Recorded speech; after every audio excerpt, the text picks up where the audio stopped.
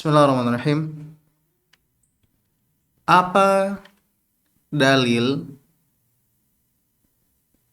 bahwasannya kalam itu terdiri dari tiga bagian, ya, isim, fiil, dan harf.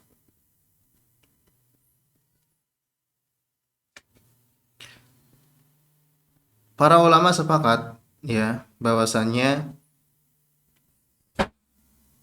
kalam itu hanya terdiri dari tiga bagian. Meskipun ada ulama yang mengatakan bahwa ada bagian yang keempat seperti Abu Ja'far Ahmad bin Sabir, ya, ulama dari Maghrib. Beliau mengatakan bahwasanya ada yang keempat, ya, yaitu isim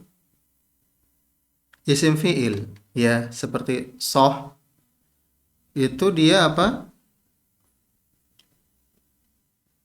Isim tapi maknanya fiil. Ya, bentuknya isim tapi maknanya fiil. Ya, diamlah. Itu kan diamlah itu kan fiil, ya, kata kerja. Namun para ulama membantah bahwasanya mereka itu, para ulama itu tidak melihat kepada makna, ya, akan tetapi hanya melihat kepada suara, bentuk, ya. Sohin misalnya, dia menerima tanin, ya oke. Kalau gitu sudah, berarti dia isim karena hanya isim yang menerima tanin. Taib.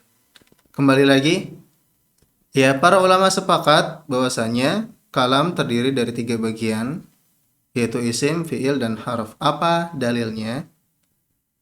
Yang pertama adalah istiqra'i. Ya, yang pertama adalah istiqra'i. Istiqra'i ini artinya adalah penelitian, ya, penelitian. Jadi para ulama meneliti eh, bahasa Arab dari Al-Qur'an, ya, dari hadis, kemudian dari ucapan orang-orang Arab, ya, terutama bait-bait syair, ya, pada orang yang hidup sebelum 150 Hijriah, ya. Ini poin penting, ya, yang hidup sebelum 150 Hijriah. Adapun yang hidup di atas 150 Hijriah, maka lisan mereka tidak lagi bisa dijadikan dalil. Ya, tidak lagi bisa dijadikan dalil kecuali satu orang, ya, kecuali satu orang, yaitu Imam Asy-Syafi'i. Beliau memang jagoannya bahasa Arab, ya. Imam Asy-Syafi'i lahir 150 Hijriah, kemudian wafat tahun 204 Hijriah. Ya, beliau juga yang mengatakan bahwasanya apa? Bahasa Arab itu tidak akan bisa dikuasai sepenuhnya kecuali seorang nabi, ya, kecuali seorang nabi. Hanya seorang nabi yang dapat menguasai bahasa Arab secara keseluruhan, ya. Ini istiqra'i yang pertama. Kemudian yang kedua, oke, istiqra'i itu terbagi menjadi dua, penelitian terbagi menjadi dua. Yang pertama adalah yaitu yang kedua adalah nakis. Nah, para ulama meneliti, ya, orang-orang Arab, lisan orang-orang Arab tentunya yang nakis, yang nomor dua.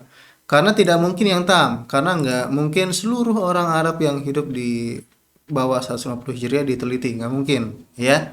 Maka mereka hanya meneliti nomor dua yang nakis, ya. Dan nakis ini apa? Istiqro nakis itu yufidul dhon, ya, memberikan faidah apa? Zon, ya, dan zon, prasangka, sudah cukup untuk dijadikan dalil, ya. Zon itu sudah cukup untuk dijadikan dalil ketika tidak ada perkara yang meyakinkan, ya. Taib, itu nomor dua, penelitian yang pertama, apa dalil yang pertama. Kemudian yang kedua adalah secara akli, ya, akal. Nah, akli Dari segi kekuatannya ya, itu lebih kuat daripada istiqroi ya, daripada istiqroi. Nah, gunanya kalam itu kan apa? Untuk mengungkapkan apa yang ada dalam hati kan. Kalam itu untuk mengungkapkan apa yang dalam hati kan. Syai'un nu'abbiru bihi ya. Sesuatu yang kita mentakbir isi hati kita dengannya. Ya syai'un nu'abbiru bihi. Taib. Nah, al-mu'abbarnya ya itu ada tiga.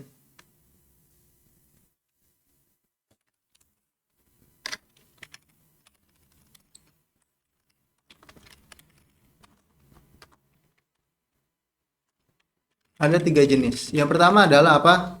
Zat. Yang kedua apa? Eh, Kejadian.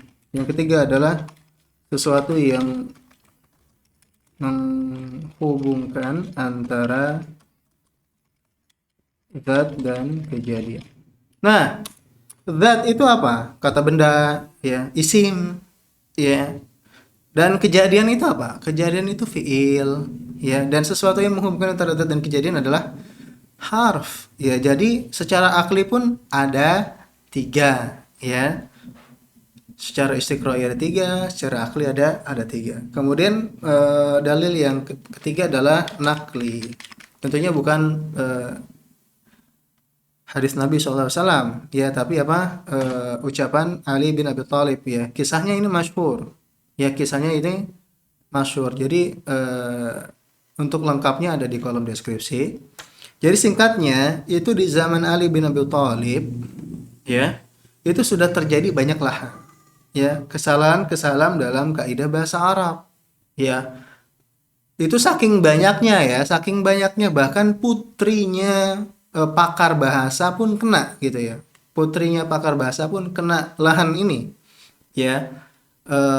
Tatkala itu beliau sedang berbincang dengan ayahnya, kemudian putrinya berkata kepada ayahnya,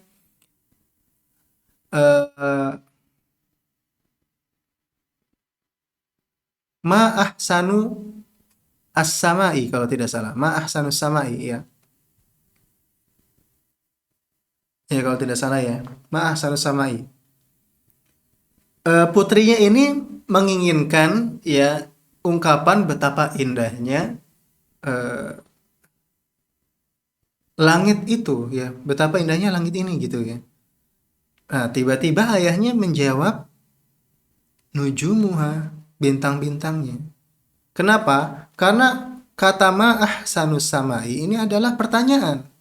Ya, ma apa, ahsanu yang paling indah, sama di langit. Ya, apa yang ada di langit? Maka ayahnya menjawab nujumuha. Padahal putrinya menginginkan betapa indahnya langit itu gitu ya. Tiba-tiba ayahnya menjawab, padahal kalimat tersebut tidak membutuhkan jawaban. Tiba-tiba ayahnya menjawab, maka bingung. Kemudian ayahnya berkata, apabila engkau ingin mengatakan yang seperti itu, maka apa? Fathahkanlah huruf nun, ma'ahsana, ya, ma'ahsana. Nah, taib.